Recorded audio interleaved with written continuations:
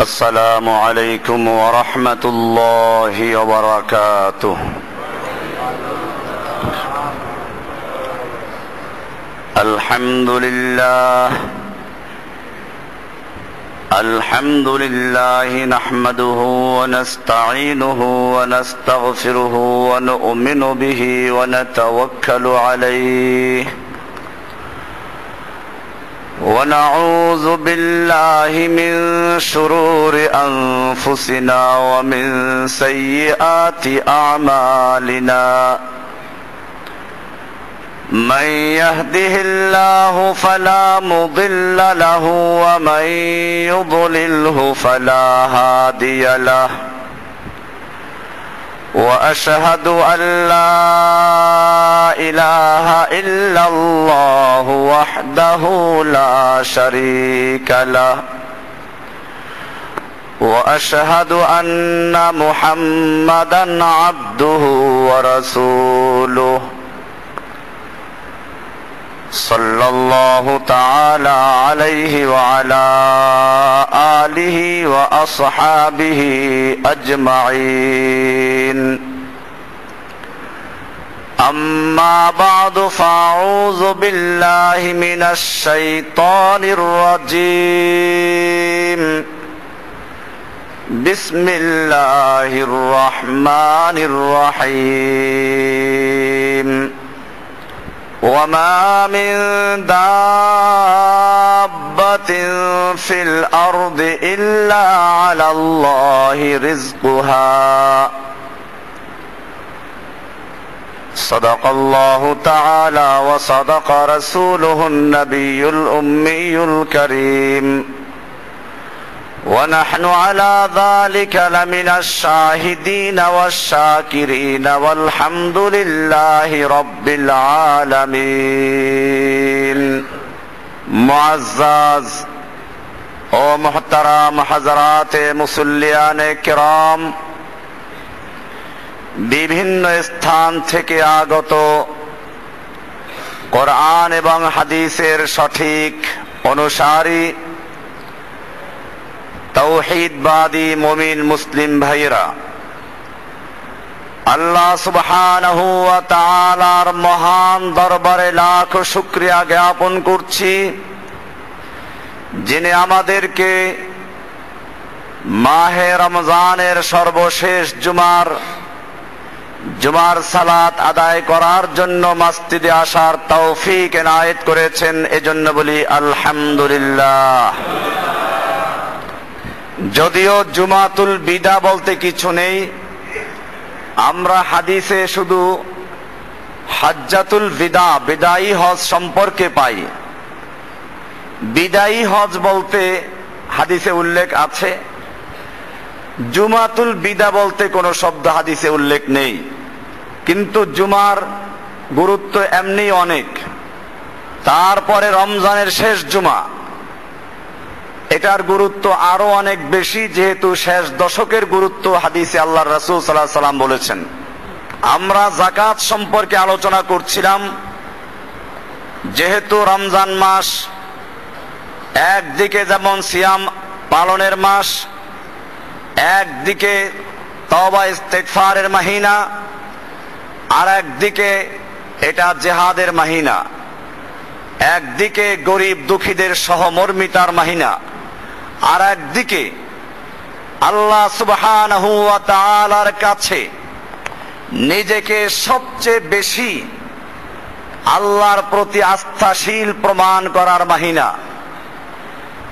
যে কারণে রমজানুল কারীমের বিকেল বেলায় যখন পানির পিপাসায় গলা শুকিয়ে আছে, আসরের নামাজের ওযু করার জন্য মুখে পানি দিয়েছে, একটু পানি গলার ভিতরে নিলে গলাটা ঠান্ডা হয়ে যায়। দুনিয়ার কোন মানুষের পক্ষে সম্ভব নয় টের পাওয়া। সেই মুহূর্তেও এক আল্লাহকে ভয় করে এই মুখের ভিতর থেকে পানিটা গলার ভিতরে না দিয়ে ফিকে ফেলে দেয়। এরকম ভাবে আল্লাহ সুবহানাহু ওয়া তাআলাকে সর্ব অবস্থায় ভয় করা, আল্লাহ তাআলা সব কিছু দেখেন এবং শুনেন, এই বিশ্বাস স্থির করার মাহিনা রমজানুল করিম। এজন্যই আল্লাহ রাব্বুল আলামিন ইরশাদ করেন হাদিসে কুদসি, কুল্লু আমালি ইবনে আদম ইউদাফু মিনাল আশারাতি ইলা 700 দিফিন, বনি আদমের সব আমলগুলো 10 গুণ থেকে 700 গুণ পর্যন্ত বৃদ্ধি করে দেওয়া হয়। ইল্লা সাওম, কিন্তু শুধুমাত্র সাওম ছাড়া, কারণ ফাইন্নাহু লি ওয়া আনা আজজি বিহ। আল্লাহ রাব্বুল আলামিন ঘোষণা করছেন, রোজা যেহেতু আমার জন্যই রাখা হয় এবং আমি নিজেই এর বিনিময় দান করব। আমি এটা আগেও আলোচনা করেছি যে আমরা তো সালাত আল্লাহর জন্যই করি, হজ আল্লাহর জন্যই করি, যাকাত আল্লাহর জন্যই দেই। তাহলে আল্লাহ তাআলা কেন বললেন যে রোজাটা আমার জন্যই রাখা হয়, আমি এর বিনিময় দিব? কেন আমরা অন্যগুলো কি তোমার জন্য করছি না? হ্যাঁ, অন্যগুলো আল্লাহর জন্য করা হলেও অন্য উদ্দেশ্য থাকা স্বাভাবিক, সুযোগ আছে, কিন্তু সিয়ামের মধ্যে কোনো সুযোগই নেই। যদি কোনো ব্যক্তি সত্যিকার অর্থে আল্লাহকে সন্তুষ্ট করার জন্য সিয়াম না রাখে, তাহলে সে এমন গোপন ভাবে সিয়াম ভাঙতে পারে যা দুনিয়ার কোনো ব্যক্তি টের পায় না। সেই সময়ও সে আল্লাহকে ভয় করে এমনকি গলা পর্যন্ত পানি নিয়ে কুলি করে পানিটা ফেলে দিল। কার ভয়ে? ঈমানের চূড়ান্ত পরীক্ষা এটা। যেভাবে তুমি সিয়ামের বিকেল বেলায় মুখের ভিতরে পানি নিয়ে এটাকে গলার ভিতরে নাও নাই আল্লাহকে ভয় করে, এরকম মনে রাখতে হবে তুমি যে কোনো ক্ষেত্রে আল্লাহর বিধানকে লঙ্ঘন করছো, সুদ খাচ্ছ, ঘুষ খাচ্ছ, মিথ্যা বলছো, প্রতারণা করছো, ধোঁকা দিচ্ছ, যা কিছু করো সবগুলো ওই আল্লাহ তাআলা দেখেন যে আল্লাহকে ভয় করে তুমি পানি পান করো নাই। এই বিশ্বাস যদি একজন আর থাকে, তাহলে সে বলতে পারে না যে টেবিলের নিচ দিয়ে দাও যেন কেউ না দেখে। এই বিশ্বাস যদি কারো থাকে, তাহলে সে কারো ফাইল আটকাতে পারে না ঘুষের জন্য। আমরা তো ছিনতাইকারী মনে করে রাস্তায় যারা ডাকাতি করে ছিনতাই করে, বরং সবচেয়ে বড় ছিনতাইকারী হচ্ছে যারা সরকারি চাকরি করে, অফিসে বেতন নিয়ে এরপরে মানুষের ফাইল আটকে লক্ষ লক্ষ টাকা যারা ছিনতাই করে, তারা সবচেয়ে বড় ছিনতাইকারী, ওরা সবচেয়ে বড় ডাকাত। এদের ভয় করা উচিত সিয়ামের মাধ্যমে। একদিকে সিয়াম এই দুনিয়াদারদের, লোভীদেরকে শিক্ষা দিচ্ছে, আর একদিকে ইসলামকে যুগে যুগে ধ্বংস করেছে দুই শ্রেণীর লোকেরা। এক শ্রেণীর লোক হচ্ছে শাসক গোষ্ঠী, যারা আল্লাহর বিধানকে কোনো যুগই বরদাস্ত করে নাই। নবীদের সংঘর্ষ হয়েছিল এই শাসকদের সঙ্গে যুগে যুগে। আপনারা জানেন, মুসা আলাইহিস সালাম যখন তাওহীদের দাওয়াত দিলেন, এক আল্লাহর সার্বভৌমত্ব, এক আল্লাহর কমান্ড, তখন ফেরাউন শক্তি দাঁড়িয়ে গেল, রাজনৈতিক শক্তি দাঁড়িয়ে গেল। ইব্রাহিম আলাইহিস সালাম যখন তাওহীদের দাওয়াত দিলেন, তৎকালীন সরকারি শক্তি, রাজনৈতিক শক্তি তার বিরুদ্ধে দাঁড়িয়ে গেল, ফেরাউনি শক্তি দাঁড়িয়ে গেল, নমরুদের শক্তি দাঁড়িয়ে গেল। এমনি ভাবে আমাদের নবীজি যখন তাওহীদের দাওয়াত পেশ করলেন, তখনও মক্কার যারা শক্তিশালী ক্ষমতাশালী ছিল, রাজনৈতিক যারা লিডার ছিল, তারা বিরুদ্ধে দাঁড়িয়ে গেল। বোঝা গেল যুগে যুগে ইসলামের বিরোধিতা করেছে একদল শাসক গোষ্ঠী, যারা নিজেদের সার্বভৌমত্ব এবং নিজেদের কমান্ড, নিজেদের আইনকে প্রতিষ্ঠা করার জন্য আল্লাহর বিধানকে বাতিল করেছে। আল্লাহর বিধানকে বাতিল করে আল্লাহর জায়গায় নিজেরা আল্লাহ হয়ে এরপরে আল্লাহর বিকল্প আইন তৈরি করেছে। এ হলো একদল শাসক গোষ্ঠী। আপনারা অনেকেই মনে করেন যে আমরা তো মুসলমান, মক্কার লোকেরা মূর্তি পূজা করতো, আমরা তো মূর্তি পূজা করি না। জেনে রাখবেন, মক্কার লোকেরা যেই মূর্তি পূজা করত, সেই মূর্তির ক্ষমতা ছিল না আল্লাহর বিধানকে বাতিল করার। সেই মূর্তি কোনোদিন নিজেদেরকে সার্বভৌম ক্ষমতার মালিক দাবি করে নাই। সেই মূর্তি কোনোদিন আরেকটা মূর্তিকে তৈরি করতে পারে নাই। সেই মূর্তি কোন মূর্তিকে হেফাজত করতে পারে নাই, যেমন পারে না বর্তমান যুগের মূর্তিগুলো। কিন্তু আমরা এমন একদল মূর্তি তৈরি করে সংসদে পাঠাচ্ছি, যেই মূর্তিগুলো যে হুকুম দেয় আমরা পালন করি, এর নাম ইবাদত। ইবাদত মানে হচ্ছে যার হুকুম পালন করা হয়, আনুগত্য করা হয়। এই লোকগুলো নিজেরা সার্বভৌম ক্ষমতার দাবি করে মানে আল্লাহ হয়ে যায়। এরপরে ওইখানে বসে আল্লাহর আইনকে বাতিল করে বিকল্প আইন তৈরি করে নিজেরা রব হয়ে যায়। আইন কাকে বলে? রাষ্ট্রবিজ্ঞানের যারা ছাত্র তারা জানবেন, আইন বলা হয় সার্বভৌমত্বের কমান্ডকে। যার ক্ষমতা আছে তার হুকুমটাকে আইন বলা হয়।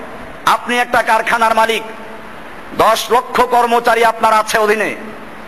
আপনি যেহেতু মালিক, আপনি হুকুম দিলে কার্যকর হবে। আপনার কারখানায় আমার কোনো ক্ষমতা নাই, আমি হুকুম দিলে কাজ হবে কিছু? এজন্যই যে কোনো গণতান্ত্রিক দেশ জনগণকে বলে যে তোমরা সমস্ত ক্ষমতার মালিক। আমাদের রাষ্ট্রীয় সংবিধানে আছে 7-1, এখন নতুনটায় কত আমার জানা নেই, আগেরটা আছে 7-1, প্রজাতন্ত্রের সকল ক্ষমতার মালিক জনগণ। তার মানে আল্লাহ ক্ষমতার মালিক কে? আল্লাহ কোরআনে পরিষ্কার বলে দিয়েছেন, কুলিল্লাহুম্মা মালিকাল মুলক। হে নবী, আপনি বিশ্ববাসীকে জানিয়ে দিন, সূরা আলে ইমরানের 26 নম্বর আয়াত, আল্লাহুম্মা মালিকাল মুলক, আল্লাহ তুমি সমস্ত ক্ষমতার মালিক। তুতিল মুলকা মান তাশাউ, তুমি যাকে ইচ্ছে করো তাকে ক্ষমতা দান করো। ওয়া তানজিউল মুলকা মিম্মান তাশাউ, আর তুমি যার থেকে ইচ্ছে করো ক্ষমতা ছিনিয়ে নাও। অত ইজ্জু মান তাশাউ, তুমি যাকে ইচ্ছে করো ইজ্জত দান করো। অত জিল্লু মান তাশাউ, তুমি যাকে ইচ্ছে করো অপমান করো। বিয়াদিকাল খায়রু, সমস্ত মঙ্গলের চাবিকাঠি একমাত্র আল্লাহ তোমার হাতে। কার হাতে? তাহলে সমস্ত ক্ষমতার মালিক কে? না জনগণ? আপনি বলবেন যে আমরা তো আল্লাহকে সমস্ত ক্ষমতার মালিক মানি, মানে দেশের ক্ষমতার মালিক জনগণ, এইটা বলি। আমি বলি এইবার ভালো জায়গায় আসছেন আপনি। ফেরাউন এই অর্থেই নিজেকে রব দাবি, আল্লাহ দাবি করেছিল। ফেরাউন নিজেকে আসমানের আল্লাহ দাবি করে নাই, তাহলে তাকে কেউ মানতো না। ফেরাউন দাবি করেছিল আলাইসা লি মুলকু মিসরিন হাযা, কোরআনে স্পষ্ট আছে এই মিশর ভূখণ্ডের সার্বভৌম ক্ষমতার মালিক আমি নই। তাহলে বুঝা গেল এখনো যারা এই জনগণের সার্বভৌম ক্ষমতার মালিকের পরে ভোটের মাধ্যমে হস্তান্তর করে সেই ভোটের মাধ্যমে সংসদে পাঠাইলো, এবারে দেশের জনগণের যত ক্ষমতা, সেই ক্ষমতার মালিক হলো কয়েকজন এমপি। এবারে তারা সার্বভৌম ক্ষমতার মালিক, মানে তারা আল্লাহর আসন দখল করেছে। এরপরে আপনি যদি বলেন যে না এটা মানবো না, আমি বলি তাহলে দ্বিতীয় নাম্বার কাজটা করে কি? ওরা যদি ওখানে বসে কোন আইন তৈরি করে কারেন্টের বিল কত হবে, রাস্তার ট্যাক্স কত হবে, আমার কোনো আপত্তি ছিল না। কিন্তু যখন দেখলাম ওই লোকগুলো ওখানে বসে আল্লাহর আইনকে বাতিল করে, যেটা যেটা ওদের মতের সঙ্গে মিলে না, সেখানে আল্লাহর আইনকে বাতিল করে নিজেরা বিকল্প আইন তৈরি করছে, তখন আর কোনো সন্দেহ থাকা উচিত নয় যে এই লোকগুলো নিজেরা আল্লাহর আসন দখল করেছে। এরপরেও যারা ওদের ওকালতি করেন, আজকে রমজানের শেষ জুমায় ভালো করে বুঝে রাখেন, ঈমানটাকে তাজা করেন। আল্লাহ রাব্বুল আলামিন আইন দিয়েছেন, আস-সারিকু ওয়াস-সারিকাতু ফাকতাউ আইদিয়াহুমা, চোর চাই পুরুষ হোক নারী হোক, এই চুরি বন্ধ করতে হলে ওদের হাত কেটে ফেলে দাও। আইনটা কার? এই আইন আপনারা আস্তে আওয়াজ করবেন মসজিদের ভিতরে, আপনারা শুনে থাকবেন খালি। আল্লাহর আইন, আল্লাহ সুবহানাহু ওয়া তাআলা আইন দিয়েছেন। এই আইন যদি আজকে কার্যকর থাকতো, তাহলে ঈদের বাজারে টাকা ছিনতাই করার সাহস কারো থাকতো? কিন্তু আল্লাহর আইনকে এখানে বাতিল করে দিয়েছে। হাত কাটা যাবে না, এটা বর্বর আইন। এরপরে জেল আর জরিমানা তার বিকল্প তৈরি করলো। এবারে বোঝা গেল আল্লাহর আইনকে বাতিল করে যারা বিকল্প আইন তৈরি করেছে, কোরআনের বিধানকে বাতিল করে যারা বিকল্প আইন তৈরি করেছে, তারা নিজেরা আল্লাহর আসন দখল করেছে। এদের কোন হুকুম যারা মানবে তারা মুসলিম হতে পারে না। এমনি ভাবে আল্লাহ তাআলা বলেছেন কোরআনে স্পষ্ট আয়াত, ওয়া আহাল্লাল্লাহুল বাই'a ওয়া হাররামার রিবা, আল্লাহ তাআলা ব্যবসাকে হালাল করেছেন, সুদকে করেছেন হারাম। আজকে যারা সুদের লাইসেন্স দিয়ে বাংলাদেশ ব্যাংক, জনতা ব্যাংক, রূপালী ব্যাংক, পূবালী ব্যাংক, সোনালী ব্যাংক, যত ব্যাংক আছে, তাছাড়া ইসলামী ব্যাংকের নামে যেগুলো চলে সেগুলো তো ওই ব্যাংকেরই অধীনে।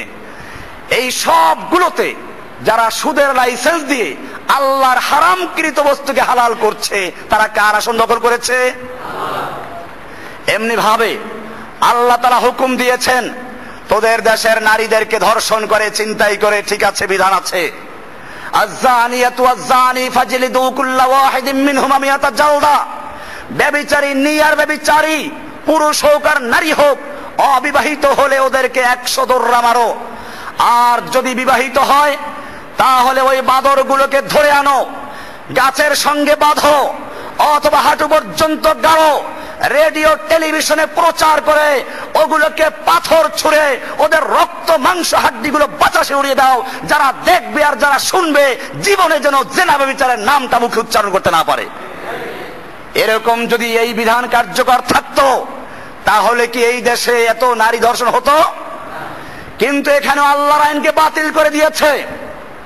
এমনি ভাবে পদে পদে আল্লাহর বিধানকে বাতিল করে দিয়েছে। এক জায়গায় দুই জায়গায় আমি বললে অনেকগুলো বিষয় আছে। একদিকে শাসক গোষ্ঠী আল্লাহর বিধানকে বাতিল করে নিজেরা আল্লাহর আসন দখল করেছে,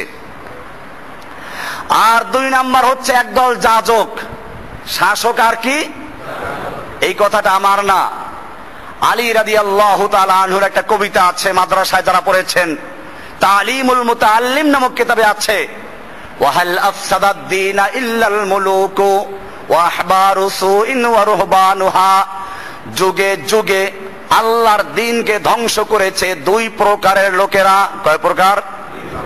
1 প্রকার শাসক, আর 1 প্রকার ওয়া আহবারু সুইন ওয়া রুহবানুহা, 1 প্রকার আলেম যাজক।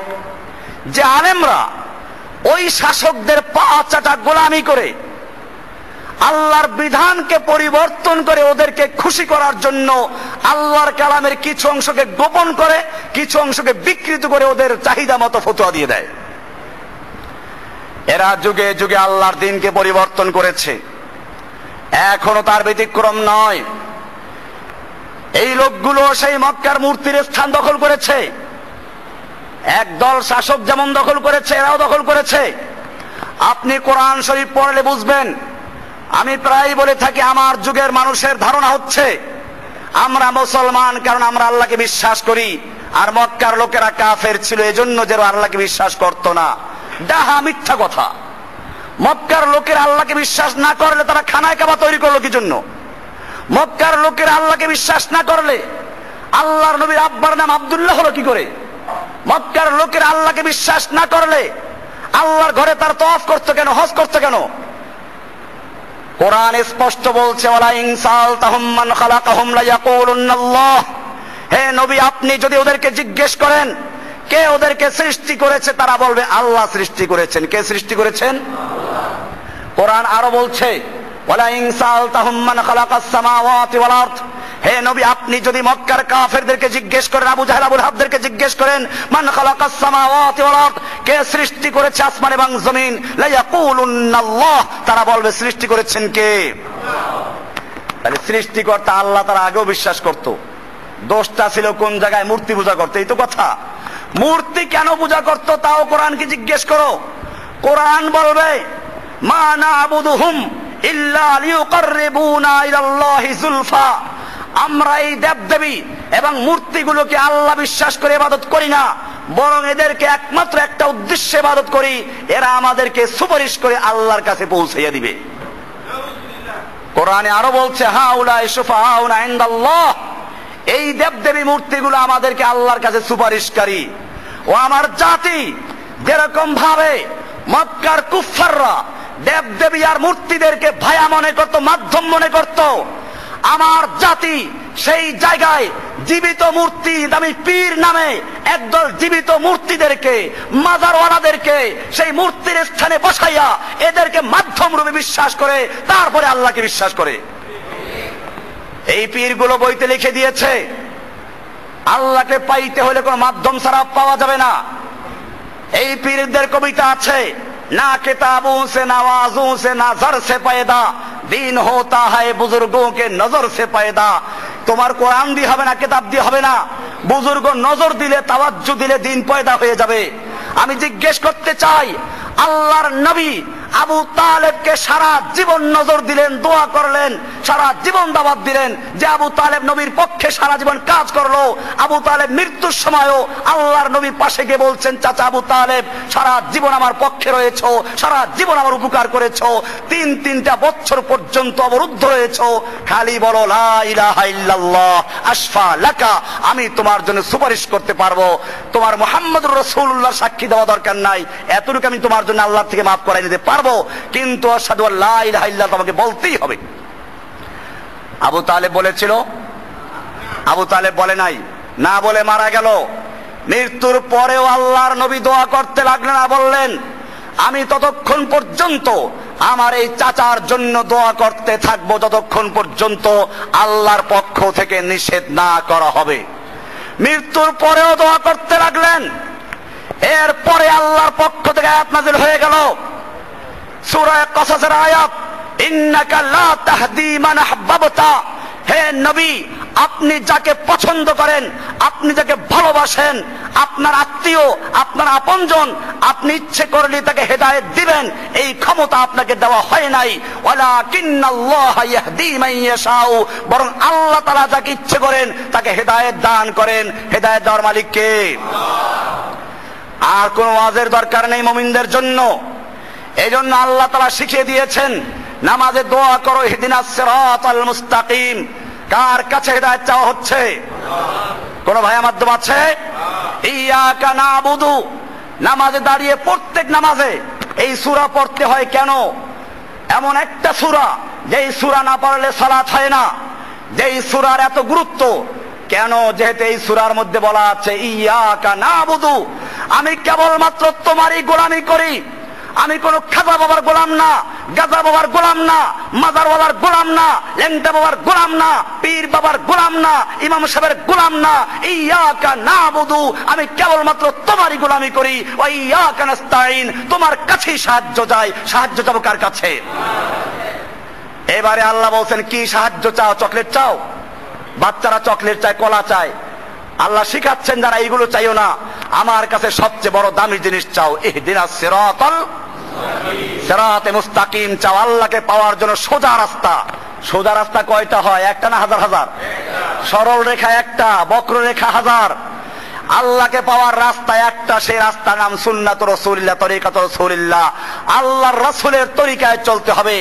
এছাড়া যত তরিকা আছে, চিশতিয়া, কাদেরিয়া, নকশবন্দিয়া, মুজাদ্দিদিয়া, আরো যত রকম তরিকা তৈরি হচ্ছে, আল্লাহর নবীর যুগে এই তরিকার জন্ম হয় নাই, সাহাবীদের যুগে এই তরিকার জন্ম হয় নাই।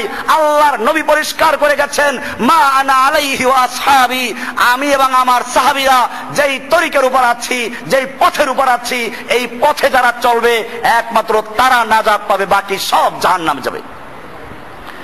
ভাইরা আমার, এখানে ঢুকানো হয়েছে মাধ্যম। এখন আবার কত সুন্দরভাবে শেখানো হয়। আমি আমার কলবের দিকে মোতাওয়াজ্জু আছি। আমার কলব, আমার পীর সাহেব হুজুরের কলবের দিকে মোতাওয়াজ্জু আছে। পীর সাহেবের ভাইয়া মাধ্যমে তার পীর হইয়া তারপর আল্লাহর দিকে। আমি আপনাদেরকে কোরআনের হাওয়ালা দিয়ে বলছি, সূরা ফাতিহা সকলের মুখস্থ আছে।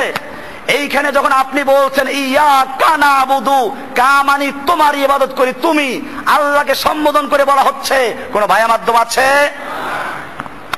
হজের সময় কোন ভাইয়া মাধ্যম থাকে? লাব্বাইক আল্লাহুম্মা লাব্বাইক, হাজিরা বলতে বলতে চলে। আল্লাহ কানা তোর লাব্বাইক শুনবো না, আগে বল তোর মধ্যে কোনো খাজা বাবা আছে কিনা, তোর কলবে কোনো গাজা বাবা আছে কিনা। তখন হাজী সাহেব বলে, না না, কেউ নাই। লাব্বাইক লা শারীকা লাকা লাব্বাইক, আমার মনের মধ্যে কোনো শরীক নাই, কোনো খাজা বাবা নাই, কোনো গাজা বাবা নাই, কোনো পীর বাবা নাই, কোনো গায়রুল্লাহ নাই, সবগুলোকে উৎখাত করে আল্লাহ লা শারীকা লাকা, তোমার কোনো শরীক নাই, অংশীদার নাই, সব বাতিল করে আমি একমাত্র তোমার দিকে রুজু হচ্ছি। কার দিকে? রমজানের বড় শিক্ষা এইটা। এই জন্য বলছি, আল্লাহ এই জন্যই বলেছেন যে রোজা আমার জন্য, আমি এর প্রতিদান দিব। কেন আল্লাহ? অন্যগুলো তোমার জন্য করি না? হ্যাঁ, অন্যগুলো তোমার জন্য করি, কিন্তু ওখানে অন্য কিছু হওয়ার সম্ভাবনা আছে, লৌকিকতা হতে পারে। কিন্তু রোজা রেখে ওই গলার ভিতরে পানি নিয়েও বিকেল বেলা আসরের সময় উযু করতে গিয়ে পানিটা ফেলে দেয়, ওইখানে পানি পান করলে দুনিয়ার কোনো লোক দেখতে পারে না, তারপরেও পানিটা গলধ না করে না গিলে তুমি যে ফেলে দিয়েছো কাকে খুশি করার জন্য? ওই সময় আল্লাহকে যেরকম তুমি ডাইরেক্ট দেখে বিশ্বাস করো, এরকম বিশ্বাস নিয়ে জীবনের সকল ক্ষেত্রে ইবাদত করবে। এই শিক্ষা দেওয়া হচ্ছে রমজানের বড় শিক্ষা। এই রমজান জাকাতের মাস, গরিব দুঃখীদের সহমর্মিতার মাস। জাকাত খালি রমজানের ফরজ তা না, কিন্তু রমজানে দিলে সব বেশি হয়, আমরা সেজন্য আলোচনা করছিলাম। জাকাতের ফজিলত কি, না দিলে ক্ষতি কি, এগুলো আমরা আগেই আলোচনা করেছি গত জুমাতে, এবং আমার জাকাতের বই বের হয়ে গেছে। জাকাতের দ্বিতীয় পর্বে গত জুমার আলোচনা পাবেন সব। আজকে আলোচনা ছিল যে এবারে জাকাতের নেশাব কি, কারা এর হকদার, কোন কোন মালে জাকাত আসবে না আসবে সেগুলো আমাদের মনে রাখতে হবে। জাকাত ভিত্তিক অর্থ ব্যবস্থা চালু করা, এর মাধ্যমেই একমাত্র সম্ভব পৃথিবীর এই পার্থক্য মিটিয়ে দেওয়া, দারিদ্র বিমোচন করা। এটা মনে রাখতে হবে। আল্লাহ সুবহানাহু ওয়া তাআলা পৃথিবীতে মাখলুকাত সৃষ্টি করেছেন, রিজিকের দায়িত্ব কার? 12 পারার প্রথম নম্বর আয়াত আমি তেলাওয়াত করেছি, ওমা মিন দাব্বাতিন ফিল আরদি ইল্লা আলাল্লাহি রিজকুহা। জমিনের ভিতরে এমন কোন বিচরণশীল জীব নেই যার রিজিকের দায় দায়িত্ব আল্লাহর উপরে নয়। পৃথিবীতে যত রকম বিচরণশীল জীব আছে, সমস্ত জীবের রিজিকের দায়িত্ব কার উপরে? আল্লাহর উপরে। আপনি 100 মেহমান দাওয়াত দিলে খাবার তৈরি করবেন কয়জনার? 50 জনার নাকি? আপনি যেরকম 100 মেহমান দাওয়াত দিলে 100 জনার তো তৈরি করবেনই, কিছু বেশিও করেন। আল্লাহ তাআলা দুনিয়ায় লোক পাঠান, আল্লাহ কি রিজিকের ফয়সালা করেন না? তাহলে রিজিক যায় কোথায়? আল্লাহ তাআলা বিভিন্ন স্তরে তৈরি করে দিয়েছেন। এই সম্পদগুলো কিছু লোককে বেশি দিয়েছেন, কিছুকে কম দিয়েছেন। এর কারণটা আমরা কতবার আলোচনা করেছি। কিন্তু আল্লাহ তাআলা হুকুম দিয়েছেন এই ধনীদের মালের মধ্যে গরিবের অধিকার রয়েছে। কোরআন বলছে আফি আমওয়ালিহিম হাক্কুল লিসাইলি ওয়াল মাহরুম। ধনীদের মালের মধ্যে বঞ্চিত এবং প্রার্থীদের অধিকার রয়েছে। অধিকার। যখন আয়াত নাযিল হয়ে গেল, তখন ওই জাহিলি যুগের যারা ঋণের কারণে নিষ্পেষিত হচ্ছিল, সুদে জর্জরিত ছিল, তারা বলল অধিকার। হ্যাঁ অধিকার। বলে তাহলে অধিকার কিভাবে আদায় করা যাবে? আল্লাহর রাসূল সাল্লাল্লাহু আলাইহি ওয়াসাল্লাম বলেন, ইসলামের ছায়াতলে চলে আসো। লোকেরা দলে দলে ইসলাম গ্রহণ করলো। ইসলাম গ্রহণ করার পরে যাকাত ভিত্তিক অর্থ ব্যবস্থা চালু হলো। আল্লাহর নবী সাল্লাল্লাহু আলাইহি ওয়াসাল্লাম বাইতুল মাল উদ্বোধন করছেন, ইসলামী স্টেট ব্যাংক উদ্বোধন হচ্ছে। মদিনার বাইতুল মাল উদ্বোধন করার সময় আল্লাহর নবী এমন এক ভাষণ দিলেন, যেই ভাষণ পৃথিবীর ইতিহাসে এ পর্যন্ত কোন অর্থনীতিবিদ, কোন রাজনৈতিক লিডারের পক্ষে দেওয়া সম্ভব হয় নাই এবং কিয়ামত পর্যন্ত হবে না। আল্লাহর নবী সেদিন বলেছিলেন, আলা মান তারাকা মালান ফালিআহলিহি। শুনে রেখো, যেই ব্যক্তি আজকের থেকে কোনো সম্পদ রেখে মারা যাবে, মাল রেখে মারা যাবে, আমি সেখানে কোনো ভাগীদার হব না। সেটা ওয়ারিস সূত্রে তার সন্তানরা, তার আত্মীয় স্বজনরা পেয়ে যাবে। কিন্তু জেনে রাখো, ওমান তারাকা দাইনান আও দায়ান। যদি কোনো ব্যক্তি ঋণগ্রস্ত হয়ে মারা যায়, ঋণ রেখে মারা যায়, অথবা অসহায় স্ত্রী সন্তান রেখে মারা যায়, আজকের থেকে আমি খলিফাতুল মুসলিমিন, আমি মুহাম্মদুর রাসূলুল্লাহ সাল্লাল্লাহু আলাইহি ওয়াসাল্লাম ঘোষণা করছি, যত অসহায় স্ত্রী সন্তান থাকবে, এতিম বিধবা থাকবে, আমি তাদের সমস্ত খোরপোশ, তাদের সমস্ত ভরণ পোষণের দায়িত্ব আমার নিজের স্কন্ধে তুলে নিলাম। আছে কোন পৃথিবীর লিডার, পৃথিবীর ইতিহাসে কোন রাজনীতিবিদ, অর্থনীতিবিদ এমনটা বলবে? এজন্য মনে রাখতে হবে, ইসলামের অর্থনীতি বাস্তবায়ন করলে, যাকাত ভিত্তিক অর্থ ব্যবস্থা চালু করলে এই পৃথিবীতে আর কোন গরিব থাকতেই পারে না। যাকাত আল্লাহ কেন ফরজ করেছেন তার একটা বড় কারণ বলেছেন। কোরআনুল কারীমের সূরা হাশরের 7 নম্বর আয়াত আল্লাহ বলছেন, কাইলা ইয়াকুনা দুলাতাম বাইনাল আগনিয়াই মিনকুম। যাতে করে তোমাদের ধনীদের কাছে গুটি কয়েক লোকের কাছে সম্পত্তি কুক্ষিগত না হয়ে যায়, সেজন্য তোমাদের মালের মধ্যে গরিব, প্রার্থী, এতিম, আত্মীয় স্বজনদের অধিকার রাখা হয়েছে। স্পষ্ট আয়াত, অধিকার। এই অধিকার আদায় করতে হবে, আদায় করতে হবে আল্লাহর নির্দেশ মোতাবেক। আন্দাজে হিসাব না করে দিয়ে দিল লামসাম দেওয়া, এর দ্বারা যাকাত আদায় হবে না। যাকাত হচ্ছে নির্দিষ্ট মালের ভিতরে, নির্দিষ্ট ব্যক্তির উপরে নির্দিষ্ট পরিমাণ একটা মালের অংশ, যেটা গরিবদেরকে দিতে হবে, 8টা খাতে ব্যয় করতে হবে। এই যে অংশটা, এটা আপনি হিসাব না করে আন্দাজে দিলে দানের সওয়াব পেতে পারেন ঠিকই, কিন্তু এটা যাকাত আদায় হবে না।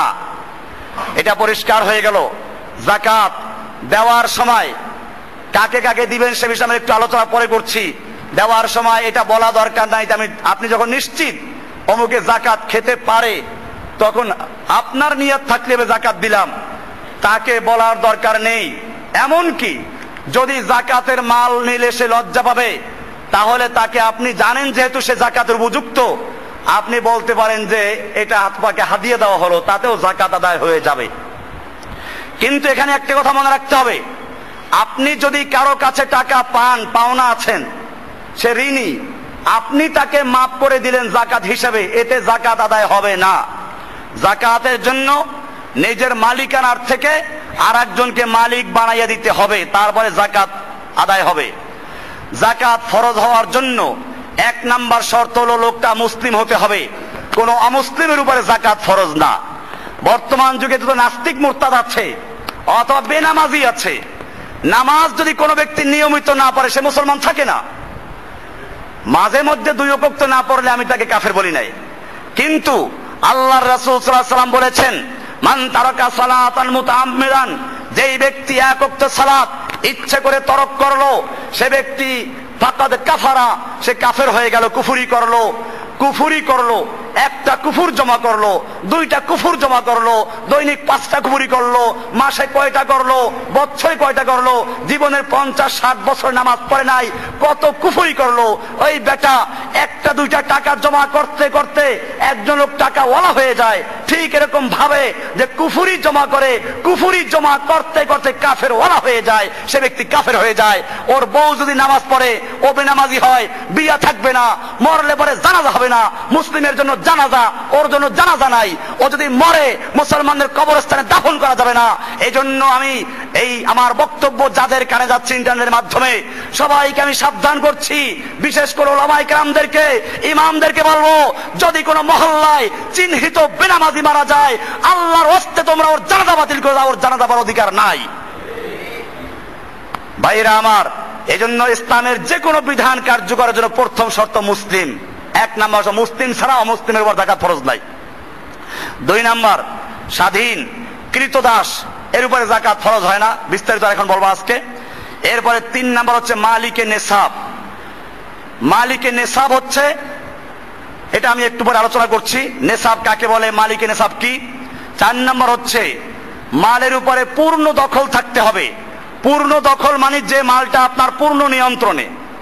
সুতরাং আপনি সরকারি চাকরি করেন বা কোনো প্রাইভেট কোম্পানিতে চাকরি করেন, বাধ্যতামূলক একটা অংশ কেটে রেখে দেয়, সরকারি প্রভিডেন্ট ফান্ড আছে বা এরকম আরো যদি কোনো বিষয় থাকে, এটা যেহেতু আপনার দখল নাই, আপনি ইচ্ছে করলেও এটা না দিয়ে পারছেন না, এই জন্য এটার উপরে যাকাত নাই। কারণ যাকাত শর্ত হলো পূর্ণ দখল থাকতে হবে মালের উপরে।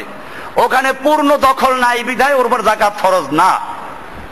ওটা আপনি যখন পাবেন, পাওয়ার পরে আগের থেকে যদি যাকাত আপনার উপর ফরজ থেকে থাকে, ওটা যোগ হয়ে তার যাকাত দিতে হবে। আর যদি আগের থেকে যাকাত ফরজ না থাকে, তাহলে ওখান থেকে আপনার হিসাব করে নেসাব পরিমাণ হলে 1 বছর গেলে যাকাত দেওয়া ফরজ। এখানে আরো একটা কথা উল্লেখ করে দেই, পাওনা টাকা আপনি কারো কাছে পাবেন, এই পাওনা টাকার যাকাত দেওয়া লাগবে কিনা। এক্ষেত্রে পাওনা 2 রকম। একটা হচ্ছে এমন পাওনা টাকা যে টাকা পাওয়ার আশা আছে, টালবাহানা করবে না, এটার যাকাত দিতে হবে। আর একটা হচ্ছে যে পাওনা টাকা পাওয়ার কোনো আশা নাই, একেবারে নিরাশা। এইখানে 2 রকম মত আছে।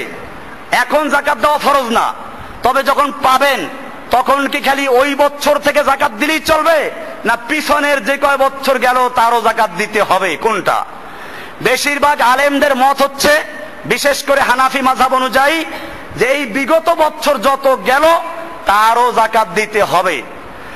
কিন্তু অন্য আলেমদের বক্তব্য হচ্ছে না, যেহেতু এটা পাওয়ার কোনো আশাই ছিল না, পূর্ণ দখল ছিল না, সুতরাং জাকাত ফরজ হয় নাই, যখন পাইল ওই বছরের জাকাত দিলেই চলবে। আমার ব্যক্তিগত মত এটাই। কারণ হচ্ছে এই, একজন লোক টাকা পাইবে 1 লাখ টাকা, আমি পাবো একজনের কাছে, সে 50 বছরের টাকা দেয় নাই, 50 বছর পরে আমি টাকাটা পাইলাম, এখন যদি বিগত দিনের জাকাত দিতে যাই তাহলে আমার ওই 1 লাখ তো দিতেই হবে, আরো ধার করে টাকা দিতে হবে, ঠিক কিনা? তাহলে এই রকম বিষয়গুলো মনে রাখতে হবে। এরকম ভাবে আপনি টাকা যা আপনার দখলে আছে, আপনার ব্যাংকে জমা আছে, বীমায় জমা দিয়েছেন, এরকম ভাবে আপনি পাওনা আছেন, যে পাওনা আশা আছে, এগুলোর জাকাত দিতে হবে। এরকম আপনি জমা করছেন সঞ্চয়ী টাকা, তবে এক্ষেত্রে খেয়াল রাখতে হবে, যারা সুদে টাকা রেখেছেন, ব্যাংক, বীমা ইত্যাদি, ওখানে আপনি যে টাকা জমা করেছেন ওইটার জাকাত আসবে, আর যেটা ওরা সুদ জমা করছে ওটার আপনি শরিয়াত সম্মত ভাবে, আপনার বৈধ না, আপনি ওটা নিয়ে কাউকে সওয়াবের নিয়াত ছাড়া আপনি ওটাকে ফালাই দিবেন, কাউকে দান করে দিবেন, এই জন্য ওটার উপরে কোনো জাকাত নাই, জাকাত আসবে মূল টাকার উপরে। এবারে ঋণ, আমাদের দেশে এটা তো প্রসিদ্ধ, ঋণগ্রস্ত ব্যক্তি জাকাতের মালের থেকে যে পরিমাণ সে ঋণী, এই পরিমাণ হিসাব থেকে বাদ দিয়ে বাকি মালের জাকাত দিবে। মনে করুন আপনার টাকা আছে 1 কোটি টাকা, আপনি ঋণী আছেন কারো কাছে 5 লাখ টাকা, আপনার কাছে পাবে, আপনি তাহলে 5 লাখ টাকা বাদ দিয়ে 95 লাখ টাকার জাকাত হিসাব করে দিয়ে দিবেন। এখন ঋণ 2 রকম, একটা হচ্ছে ঋণটা কেন করলো, ঋণ করলো নিজের মৌলিক কোনো প্রয়োজন মিটাবার জন্য, থাকার বাড়ি করার জন্য বা ব্যবহারের গাড়ি করার জন্য, এরকম লুঙ্গি, কাপড় চোপড়, আসবাবপত্র কেনার জন্য, হাওয়ায় যে আসলিয়া মৌলিক প্রয়োজন মিটানোর জন্য যদি কোনো ঋণ করে থাকে, ওটা স্বল্প মেয়াদী হোক দীর্ঘমেয়াদী হোক, ওইটা পুরোটা বাদ দিয়ে তারপরে যে মাল থাকবে তার জাকাত দিবেন। মনে করুন আপনি 50 লাখ টাকার মালিক এখন, কিন্তু আপনি আপনার মৌলিক প্রয়োজনের কারণে আপনি 10 লাখ টাকা ঋণ করেছেন, তাহলে ওই 10 লাখ টাকা বাদ দিয়ে 40 লাখ টাকার জাকাত দিবেন। কিন্তু এখন আছে বড়লোকদের ঋণ, আমার দেশে যত বড়লোক যে তত ঋণী, কলকারখানা করার জন্য ঋণ করে, এই ঋণের কি হবে? এই ঋণ যদি বাদ দেওয়া হয় তাহলে দেশের বড়লোকদের উপরে কারো উপর জাকাত ফরজ হবে না, সবচেয়ে গরিব আর জাকাত খাইতে পারবে, এরা গরিব। এজন্য শরিয়াতের মাসলা হচ্ছে এই, বর্তমান যুগের জায়গা ফোকাহা একরাম, ইসলামী অর্থনীতিতে যারা পারদর্শী, তাদের বক্তব্য হচ্ছে এই ক্ষেত্রে ঋণ 2 রকম। একটা হচ্ছে মনে করেন 10 কোটি টাকা এনে সে কলকারখানা করলো, এরকম ভাবে আরো কিছু জিনিস করলো, বাড়ি করলো, কলকারখানা করলো, এই যে কলকারখানা করলো এগুলো তো ঋণ থাকলেও তার বিকল্প মাল আছে, এই ঋণগুলো কাটা যাবে না। যেহেতু আপনি ঋণ পরিশোধ করতে না পারলে আপনার ওই মাল ব্যাংক নিয়ে নেবে, যেখান থেকে ঋণ করেছেন তারা ওটা দিয়ে পরিশোধ করে নেবে।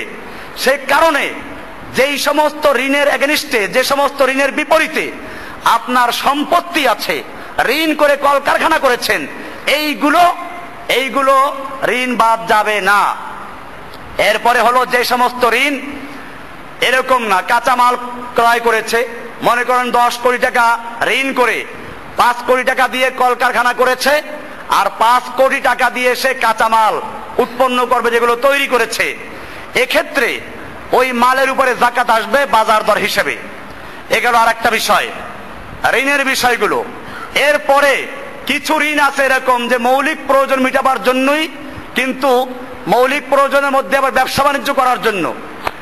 তো এই ব্যবসা বাণিজ্য করার জন্য যেগুলো আসবে সেক্ষেত্রে দীর্ঘমেয়াদী কিস্তিওয়ারি যেগুলো আছে, এই বছর যেই পরিমাণ ঋণ আপনার আদায় করতে হবে ওই পরিমাণ ঋণ আপনার বাদ যাবে, আর পরবর্তী বছর, এটা পরবর্তী বছর, যে বছর যতটুকু আদায় করতে হবে ওই বছর অতটুকু ঋণ বাদ দিয়ে তারপর জাকাত দিতে হবে।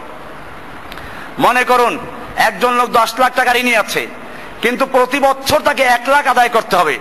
এখন তার টাকা আছে 10 লাখ, সে জাকাত দিবে কিনা? 10 লাখ আছে টাকা, 10 লাখ ঋণী আছে, কিন্তু ঋণটা পরিশোধ করতে হবে প্রতি বছর 1 লাখ করে, তাহলে সে 9 লাখ টাকার জাকাত দিবে।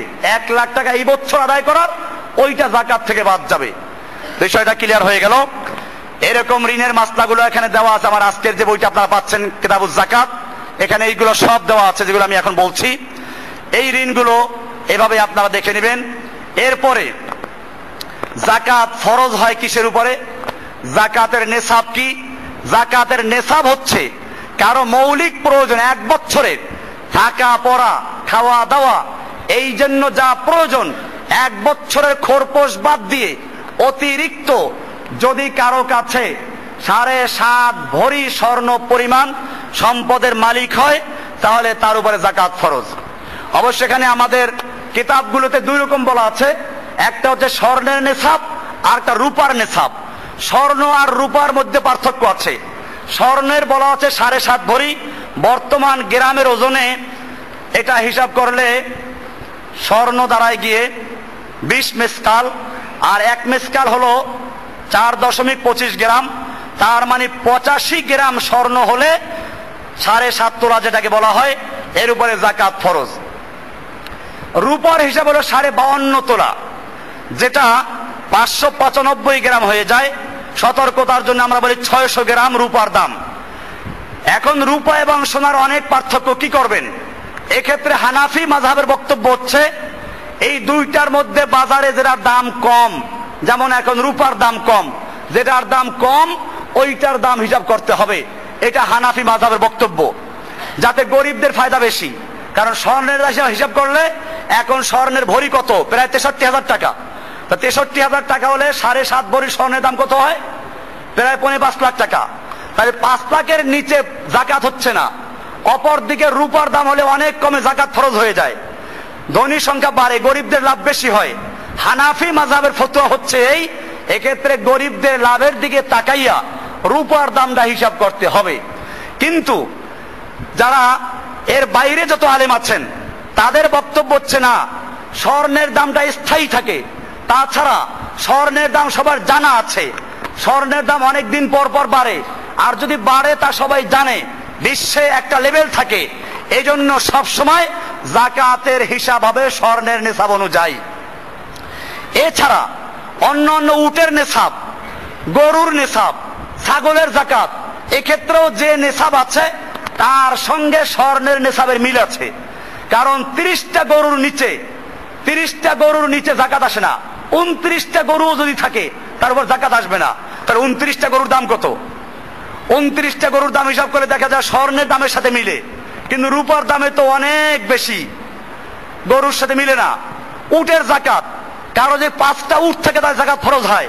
5টা উটের নিচে একটা কম হলে, 4টা উট থাকলে যাকাত ফরজ হবে না। এরকম ছাগল 40টার নিচে যাকাত হবে না। এই সব কারণে ওলামাদের বিশাল একটা অংশের বক্তব্য হচ্ছে যে সবসময়ের জন্য স্বর্ণের যে 7.5 তোলা স্বর্ণ, এটার যে মূল্য হয় এটার সঙ্গে মিলাতে হবে। হ্যাঁ, যদি কারো স্বর্ণ এবং রৌপ্য দুইটাই থাকে সেই ক্ষেত্রে রূপার মূল্য হিসাব করব। রূপা যেহেতু আছে, রূপা এবং সোনা আর টাকা সব আছে, সেই ক্ষেত্রে যেহেতু রূপা আছে রূপার হিসাব করা হবে, 52.5 ভরি রূপার হিসাব করব। আর রূপা যদি না থাকে তাহলে সেক্ষেত্রে রূপার নেসাব না, সেক্ষেত্রে কোনটা হবে? স্বর্ণের নেসাব হবে। যাই হোক, স্বর্ণের হোক আর রূপার হোক, এটা যাকাত ফরজ হওয়ার ক্ষেত্রে তারতম্য হয়, কিন্তু ফরজ হয়ে গেলে পরে দিতের বেলায় আর কোনো পার্থক্য নাই। 7.5 ভরি হিসাব করেন আর 52.5 ভরি হিসাব করেন, যদি আপনার স্বর্ণের নেসাব পরিমাণ হয়ে যায় তাহলে তো সর্বসম্মতিক্রমে যাকাত ফরজ। যাকাত কি পরিমাণ দিবেন? 40 ভাগের 1 ভাগ স্বর্ণ, রৌপ্য, নগদ টাকা এবং ব্যবসার মাল, এইগুলো একটা। ব্যবসার মাল, স্বর্ণের দাম কি ধরবেন? এক্ষেত্রে খেয়াল রাখবেন, স্বর্ণ আপনি বাজারে বিক্রি করতে গেলে বাজারে যে বিক্রয় মূল্য আছে এটা হিসাব করতে হবে। আপনি কত টাকা দিয়ে ক্রয় করেছেন এটা না, এর মধ্যে আবার একটা পাইকারি দাম, খুচরা আপনি বেচতে গেলে যেটা আছে, পাইকারি পুরাতন মালের দাম কি আর নতুন মালের দাম কি, ওই হিসাবে হিসাব হবে, খাত বাদ দিয়ে হিসাব হবে। এই বিষয়গুলো স্বর্ণ, রৌপ্য এবং নগদ টাকা ব্যবসায়ের মাল সম্পর্কে। ব্যবসায়ের মালের আপনি যাকাত কেমনে হিসাব করবেন? আপনার দোকানে ব্যবসায়ের যে মাল আছে এগুলো আপনি পাইকারি সেল দিলে যে দাম এখন আপনি পাবেন ওটা হিসাব করবেন। আপনি কারখানায় যে পণ্য বিক্রির জন্য মজুদ আছে, অথবা যে মাল এখন প্রক্রিয়াধীন আছে, তৈরি হচ্ছে, কাঁচামাল আছে, প্রক্রিয়ার মধ্যে আছে, উৎপন্ন হয়েছে, মার্কেটে এখন রাস্তায় আছে, হকারের কাছে আছে, এই সবগুলো আপনার ব্যক্তি মালিকানার মধ্যে চলে আসবে। আপনি হিসাব করে যাকাত দিবেন। মনে করুন আপনার স্বর্ণ আছে 1 ভরি, রৌপ্য আছে 5 ভরি, টাকা আছে 10 লাখ, এরপরে ব্যবসার মাল আছে 50 লাখ। এই সব যোগ করে যেই পরিমাণ টাকা হবে ওইটার উপর থেকে শতকরা 2.5 টাকা, অর্থাৎ 40 ভাগে 1 ভাগ, 2.5% যাকাত দিবেন। 1 লাখ হলে 2.500, 1 কোটি হলে 2.5 লাখ। 1 কোটি হলে কত? কি সুন্দর! এই যদি যাকাত ঠিক মতো দিত, 2.5 লাখ টাকা করে কোটিপতিরা দিত, তাহলে এই দেশে গরিব থাকে? এই যাকাত গুলো বন্টন করার জন্য সুনির্দিষ্ট খাত আছে, কেমনে বন্টন করবে তা বলা আছে। এটা আমি গত জুমায় বলেছিলাম। যাকাত দেওয়ার অর্থ এই নয় আপনি কাঁচা রং দিয়ে, পাতলা সুতা দিয়ে কতগুলো শাড়ি তৈরি করে নাম দিলেন যাকাতের লুঙ্গি আর শাড়ি, আর এইটা নিতে গিয়ে একদল মানুষ পা পিষে মারা গেল। ও আমার জাতি, যাকাতের উদ্দেশ্যকে ব্যাহত করেছো, যাকাত কিনে মজাক করেছো। যাকাত এইরকম আদায় করার বিষয় নয়। যাকাত আদায় করতে হবে ইসলামী খেলাফত থাকলে। যাকাত আদায় করে সুপরিকল্পিত ভাবে, যার গরু পালার সুযোগ আছে গরু কিনে দাও, যার হাল চালাসা দরকার বলদ কিনে দাও, ছাগল কিনে দাও, মেশিন কিনে দাও।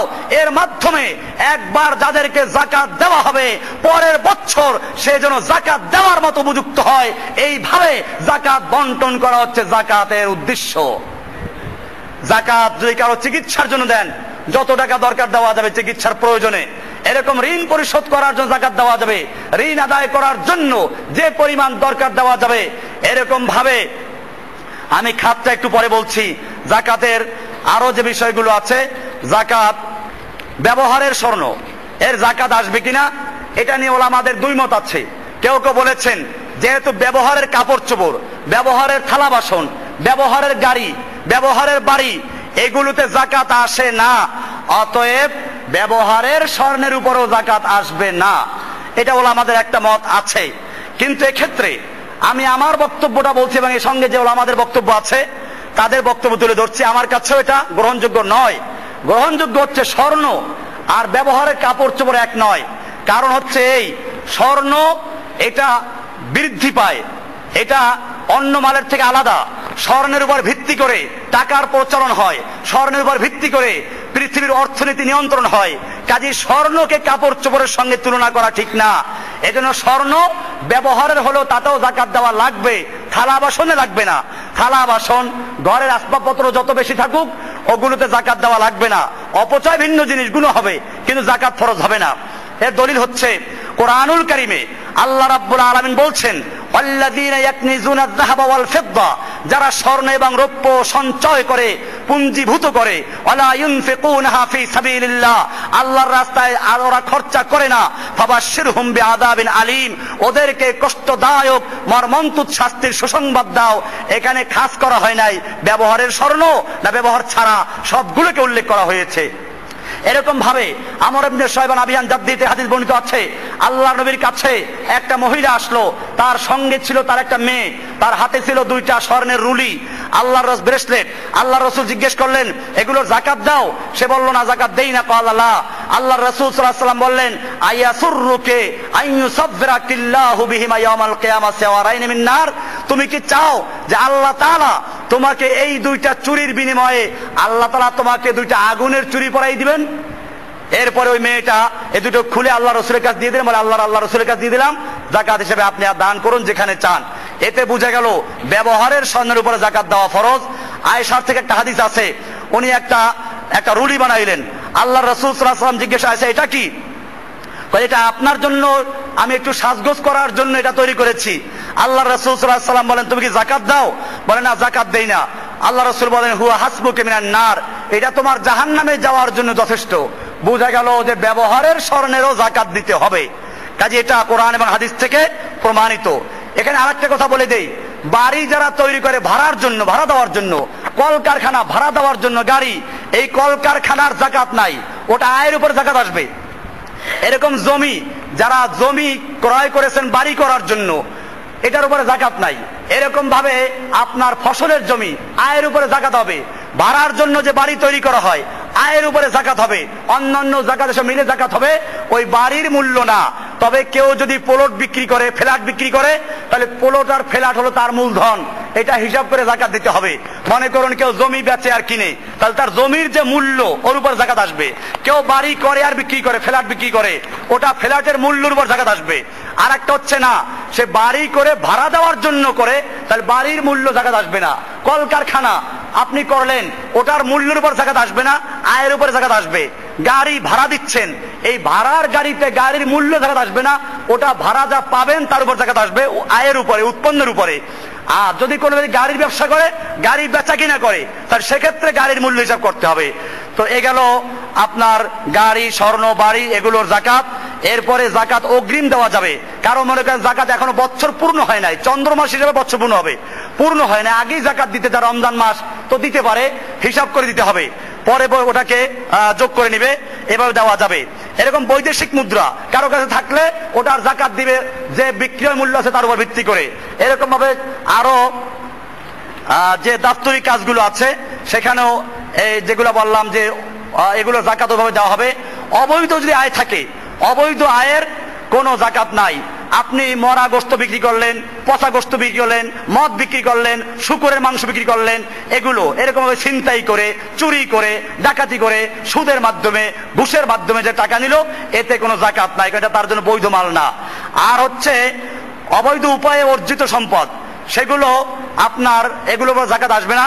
এরকম নিষিদ্ধ পন্থায় যে মালগুলা আদায় করা হয়, পতিতাবৃত্তির মাধ্যমে যে কামাই করা হয়, এগুলোর যাকাত নাই, যাকাত ফরজ হবে না। এরকম ভাবে আপনার পশুর উপরে যাকাত আছে, সেগুলো আমাদের দেশে তো দরকার নাই, আমি এগুলো আলোচনা করছি না, আমার বইতে এগুলো লেখা আছে, যাকাতের উপরে বই আছে, বিস্তারিত যে আলোচনা করলাম সবগুলো দেওয়া আছে, এবং আরো অতিরিক্ত অনেক মাসলা মাসাইল আছে। আপনারা এগুলো ওখান থেকে কিনে নেবেন, মাত্র 25 টাকা দাম দেওয়া হয়েছে। যেহেতু এক ভাই কিছু এখানে সাহায্য করেছেন, সেই জন্য আপনাদেরকে সস্তায় দেওয়া গেছে। আমি এই জন্য আগেও বলেছিলাম, আপনারা যদি আগেই আসেন আমরা এগুলো সস্তায় ছেড়ে দিব। তো যাই হোক, মাত্র 25 টাকা আপনারা নিয়ে নেবেন, 112 পৃষ্ঠার বই, অসুবিধা নেই, আপনারা এগুলো পড়বেন, যাকাতের ব্যাপারে আছে। সাদকায়ে ফিতরা, রমজানের পরে ফিতরা দেওয়া হয়, এটা গুরুত্বপূর্ণ একটা মাসলা। ফিতরা দেওয়া এটা একটা গুরুত্বপূর্ণ ওয়াজিব বলা হয়, কিন্তু আসলে ফরজ। হাদিসে আল্লাহ রাসূল সাল্লাল্লাহু আলাইহি ওয়াসাল্লাম ফরজ বলে উল্লেখ করেছেন। তবে ওয়াজিব আর ফরজে আদায়গত কোনো পার্থক্য নাই, এটা শুধু শাব্দিক পার্থক্য। এটা সাদাকাতুল ফিতর, এটা জরুরি। আল্লাহ রাসূল সাল্লাল্লাহু আলাইহি ওয়াসাল্লাম হাদিসে পরিষ্কার বলেছেন, হাদিসে বুখারী হাদিস, বুখারী শরীফের 1432 নম্বর হাদিসে আসছে, আব্দুল্লাহ ইবনে ওমর থেকে বর্ণিত, ফারাদা রাসূলুল্লাহ সাল্লাল্লাহু আলাইহি ওয়াসাল্লাম যাকাতাল ফিতরে সাম মিন তামারিন আও সাম মিন শাইরিন। যাকাতুল ফিতর বা সাদকায়ে ফিতর একই কথা। যাকাতুল ফিতর বলা হয়, সাদকায়ে ফিতর বলা হয়। 100 খেজুর অথবা 100 জব, আল্লাহর আব্দে ওয়াল হুররে, দাস হোক, আজাদ হোক, এরকম পুরুষ হোক, নারী হোক, ছোট হোক, বড় হোক, সকলের পক্ষে আদায় করতে হবে। এমনকি ঈদের রাত্রে যার জন্ম, তার পক্ষ থেকে আদায় করতে হবে। তবে পেটের বাচ্চার পক্ষ থেকে আদায় করা ফরজ নয়। তবে যদি কেউ আদায় করে দেয় অনেক ভালো, আদায় করে দিলে ভালো, কিন্তু দেওয়া ফরজ নয়। কিন্তু যে শিশু ওই ঈদের রাত্রে জন্মগ্রহণ করেছে, তার পক্ষ থেকেও ফিতরা আদায় করতে হবে। এই ফিতরা আদায় করতে গিয়ে হানাফি মাযহাবে যেটা বলা আছে, সাদকাতুল ফিতরের যে যাকাতের যে নেসাব, ওই নেসাব পরিমাণ মাল যার কাছে ঈদের রাত্রে থাকবে, তার উপরই ফিতরা ওয়াজিব। অর্থাৎ ওই যে বেশ কম এতটুকু, যাকাতের জন্য 1 বছর তার মালিকানায় থাকা ফরজ, কিন্তু ফিতরার জন্য 1 বছর থাকা ফরজ নয়। ওই রাত্রে এই পরিমাণ মালের মালিক হলি তার উপরে ফিতরা দেওয়া ফরজ। এটা হানাফি মত। আর অন্যান্য ইমামদের মত হচ্ছে যে না, এই যাকাত পরিমাণ মালের দরকার নাই, নিজের মৌলিক প্রয়োজন বাদ দিয়া যদি 1 বছরের, কারণ আল্লাহর রাসূল বিবিদেরকে 1 বছরের খোরাক দিয়ে দিতেন, সেই হিসেবে বিশুদ্ধ মত এটা যে 1 বছরের খোরাক পরিমাণ যার কাছে মাল থাকবে, ওই ব্যক্তির উপরে ফিতরা দেওয়া ওয়াজিব। ফিতরা দিবেন কি দিয়ে? আল্লাহর রাসূল সাল্লাল্লাহু আলাইহি ওয়াসাল্লাম বলেছেন, আবু সাঈদ আল খুদরি, বুখারী হাদিস, বুখারী শরীফের ফিতরার আলোচনায় আছে, এখানে বলা আছে, কুন্না নুখরিজু ফি হাদিস রাসূল সাল্লাল্লাহু আলাইহি ওয়াসাল্লাম ইয়াউমাল ফিতর সাম মিন তাআমিন, আমরা ঈদুল ফিতরের দিন খাদ্য দিয়ে ফিতরা আদায় করতাম, খাদ্য দিয়ে ফিতরা আদায় করতেন। আর এক হাদিসে আবু সাঈদ খুদরি থেকে বলা আছে, কুন্না নুখরিজু যাকাতাল ফিতর, আমরা সাদকাতুল ফিতর আদায় করতাম সাম মিন তাআমিন, 100 খাদ্য, আও সাম মিন শাইরিন, 100 জব, আও সাম মিন তামারিন, 100 খেজুর, আও সাম মিন আকিতিন, 100 পনির, আও সাম মিন জাবিবিন, 100 কিশমিশ। বুখারী শরীফের হাদিস, হাদিস নাম্বার 1439 নম্বর হাদিস। এতে বোঝা গেল আসলে যেই এলাকায় যেটা প্রধান খাদ্য, ওইটা দিয়ে যাকাত দিতে হবে। আমরা খাই চাউল, হিসাব করি গমের, তো মাছের খাদ্য হিসাব করো, গরুর খাদ্য হিসাব করো। হ্যাঁ, বিদেশিদের রুটির হিসাব না করে তুমি গরুর খাদ্য হিসাব করো। এটা আমাদের দুর্ভাগ্য। অবশ্যই এবছর একটু ডেভেলপ করেছে। আপনারা দেখেছেন ইসলামিক ফাউন্ডেশন এবারে যে ঘোষণা করেছে, বলছে গমের দাম হিসাব করলে 53 টাকা নিসফসা, আর যদি কিশমিশ হিসাব করতে এত টাকা। কারণ এগো কানে পানি গেছে। হাদিসে পরিষ্কার বলা আছে যে যাকাতুল ফিতর এই কিশমিশ দিয়ে দাও, আর জব দিয়ে দাও, এরকম ভাবে পনির দিয়ে, এরকম ভাবে খেজুর দিয়ে। তার মানে হচ্ছে যেই অঞ্চলে যেটা, ওই অঞ্চলে ওইটা দিয়ে ফিতরা দেওয়া উচিত। এই ফিতরা গরুর খাদ্য দিয়ে দিলে হবে না, এই ফিতরা ভিন দেশের খাদ্য দিলে হবে না।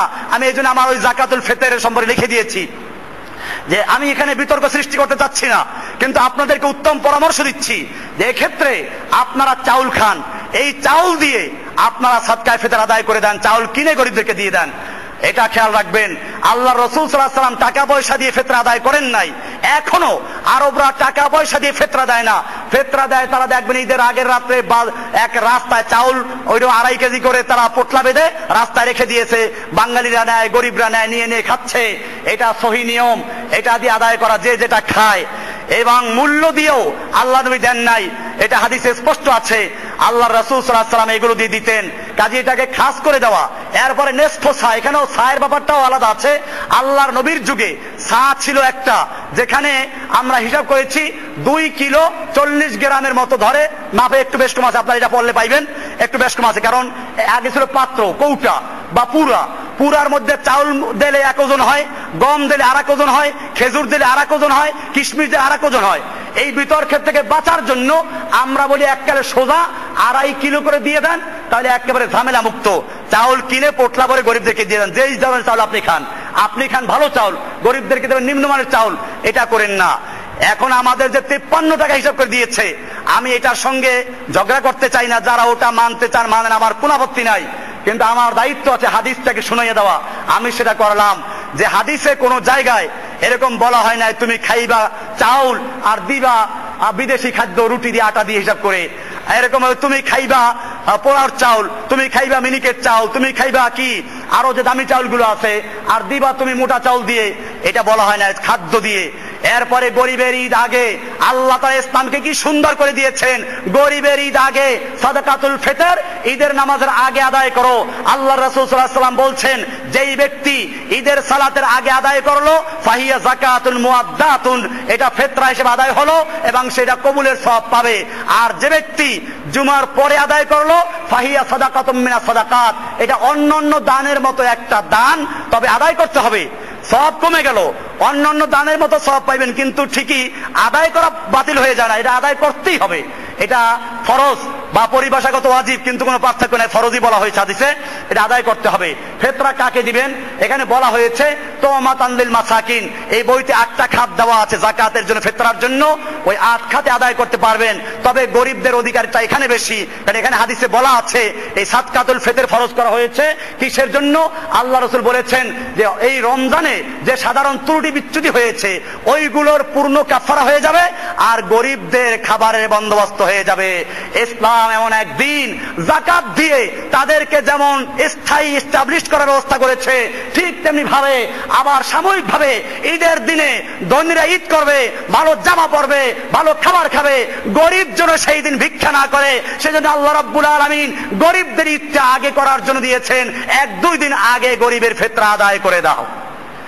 আল্লাহ সুবহানাহু ওয়া তাআলা আমাদের সকলকে বিষয়গুলিকে বুঝার এবং আমল করার তৌফিক দান করুন। আমিন।